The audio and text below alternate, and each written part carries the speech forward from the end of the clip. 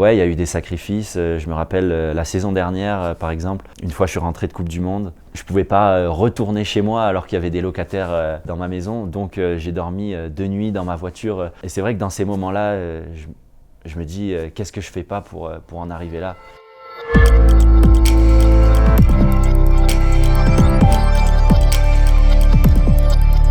Salut à tous, moi c'est Vince Maravo, je suis skieur professionnel en ski freestyle, je fais du halfpipe et je suis représenté par l'agence Sport Models.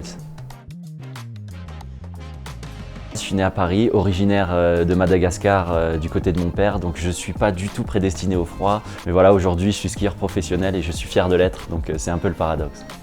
Mon parcours a commencé par le ski de fond, le ski nordique. Et en fait, dans ma station locale à Font-Romeu dans les Pyrénées, les pistes de ski nordique, elles se rejoignent justement avec le snowpark. Il y avait une étape de Coupe de France de freestyle au snowpark. Et puis j'arrive comme ça, je vois ces gars-là pendant la Coupe de France qui s'envoyaient en l'air, qui faisaient des figures de fous avec des habits super larges et tout ça. Et je me disais, mais ils sont trop stylés. Et en fait, c'est là que j'ai tout de suite accroché. J'ai dit, non, mais moi, je veux trop faire ça. Et donc, après longue négociation avec mes parents, j'ai réussi à me faire acheter une paire de ski freestyle quand j'avais 11 ans. Et c'est là que tout a commencé. La discipline freestyle englobe le ski cross, le ski de boss, le slopestyle, le big air et le halfpipe. Donc, c'est ces 5 disciplines qui font partie du ski freestyle. Moi, j'étais vraiment prédestiné à faire du slopestyle et du big air. Ça se rapproche vachement du skatepark et j'ai fait 9 ans d'équipe de France. J'étais en lice pour les JO de Pyeongchang 2018, ça s'est pas fait. Et après ma non-qualification à Pékin 2022, j'ai eu un sorte de coup dur. Et puis, comme par hasard, la saison suivante, je me suis retrouvé dans un halfpipe comme ça avec des potes pour le fun. C'est un grand U géant où je vais faire des allers-retours dans ce U-là et faire des sauts périlleux et des figures de fou. Et là, j'ai tout de suite accroché, j'ai redécouvert mon sport dans une nouvelle discipline. Et voilà, aujourd'hui, je suis toujours professionnel en ski freestyle, spécialisé en halfpipe et je vais aux Jeux Olympiques de Milano Cortina en halfpipe.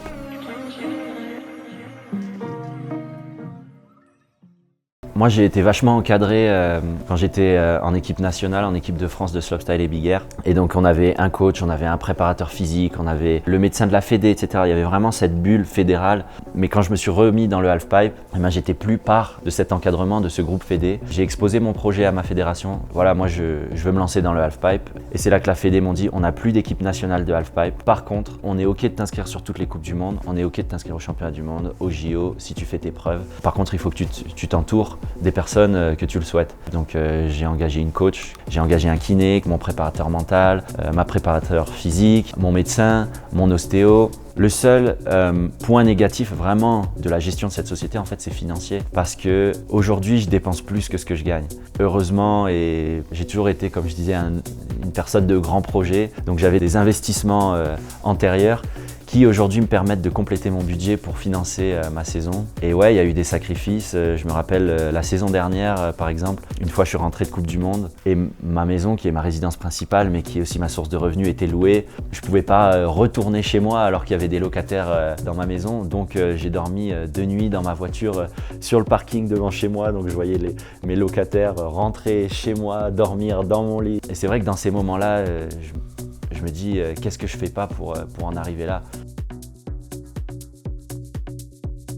Est-ce que les JO, c'est la compétition de ma vie? Au début, c'est ce que je pensais. Et je me suis dit, ben voilà, à 28 ans, je suis plus tout jeune pour mon sport. Sauf que là, justement, en ayant vécu cette expérience olympique et en ayant vécu ce parcours justement pour en arriver là au jeu, en fait, je me dis, mais j'ai tellement plus à faire que ça. Genre, c'est que le début, finalement. Quand je vois des camarades, justement, qui sont là sur les Jeux et certains médaillés qui ont plus de 30 ans, je sens que j'ai une marge de progression qui est encore énorme. Dans l'idée, je me dis, les JO de 2030, ça sera la course de ma vie parce que j'aurai déjà des années d'expérience dans le halfpipe. Donc en fait, ces JO, est-ce que c'est la course de ma vie? Initialement, oui, mais en fait, c'est que l'échauffement, c'est que le début. Comment on va appréhender l'après-carrière? Grâce justement à cette phase down que j'ai eue, j'ai pu redécouvrir qu'est-ce que la vie à côté du sport. Et ça m'a permis de faire un petit déclic et de me rendre compte qu'il y a tellement d'autres choses aussi excitantes et d'autant plus excitantes que le sport, qu'en fait ça me fait pas du tout peur. Donc voilà, j'ai plein de projets dans l'immobilier, les investissements, c'est quelque chose qui m'intéresse. Pourquoi pas aussi dans le sport avec le coaching, fonder une famille aussi, ça c'est un projet qui me fait rêver, et avoir des enfants et justement leur faire découvrir un peu tout ce que j'ai vécu, le sport, etc. Mes potes, ils me le disent souvent, Quand j'explique un peu ce que je fais, ça ressort souvent. Non mais mec, ta vie c'est trop un film. Parce que en fait j'ai plein de casquettes.